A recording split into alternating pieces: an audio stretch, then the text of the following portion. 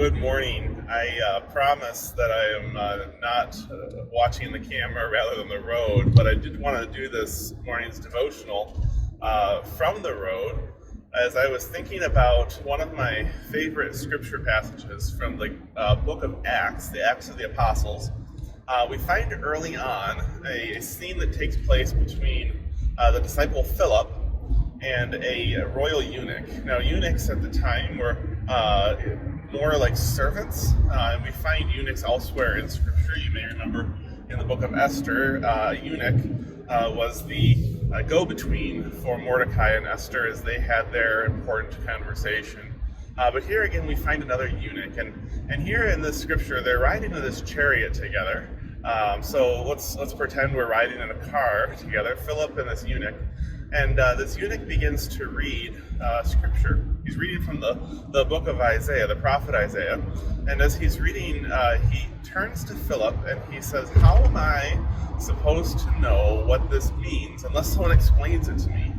And Philip is caught in this sudden moment of realizing that he has had the benefit of walking with God, and has a deeper understanding of Scripture, has a deeper understanding of what Christ is calling everyone to as people of God, especially after the resurrection, especially after the Great Commission, especially after the Pentecost moment. He's part of this Jesus movement.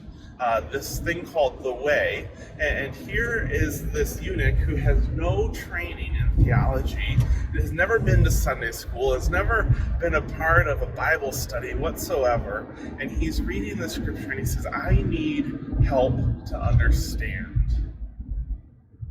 And so Philip does this beautiful thing. He pulls over to the side of the road, and together they go, and the eunuch is baptized.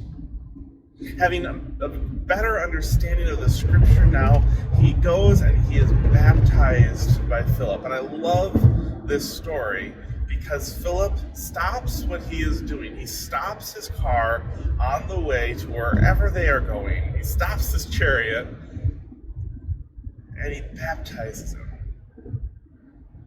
And I love the interruption in the day. I was thinking about one of my favorite shows, you'll get to know about me, is The West Wing. And there's a character, Josh Lyman, who's the deputy chief of staff, and he's the deputy to Leo McGarry, who's the chief of staff to President Bartlett.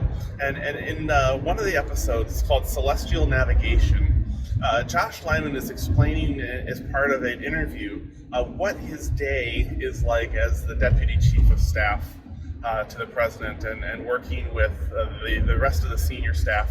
And he says, the day is pretty much 9 to 5, at least it begins that way, but usually by about 9:30, it all blows up.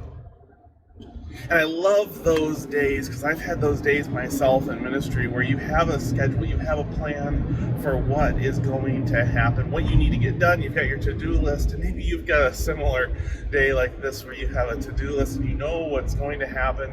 Every moment is planned out, and then about 20 minutes into your day, everything hits the fan.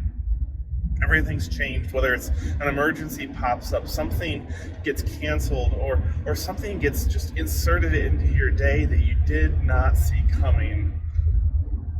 Those are the days that we remember. Those are the days that really catch our attention. And so often I find that those are the days where I really see the hand of God at work in this world. Those are the days that end up on my top list of ministry moments. Sometimes those interruptions are sad emotions, are sad things that happen, sad interruptions. But oftentimes they're good too. And they're moments where we feel and see grace. And so I wanted to share this scripture story, but also this reminder that sometimes we have interruptions in our days that we think we know exactly what's going to happen, and God somehow surprises us. Or maybe it's not God who surprises us sometimes. Maybe it's just life. that sometimes surprises us. But in that moment of surprise, in that moment of interruption, in that moment of course change, and when we stop driving the route that we know so well, somehow God comes in the midst of that and begins to act. And that's when we really see what God is doing. And so my invitation to you today, do you hear that? My invitation to you, not necessarily my prayer for you today, my invitation for you today, because we have to be a part of this, is to allow our days to be interrupted by moments of holy grace. I'm going to say that again. It is our invitation from God to allow ourselves to let our days be interrupted by moments of holy grace.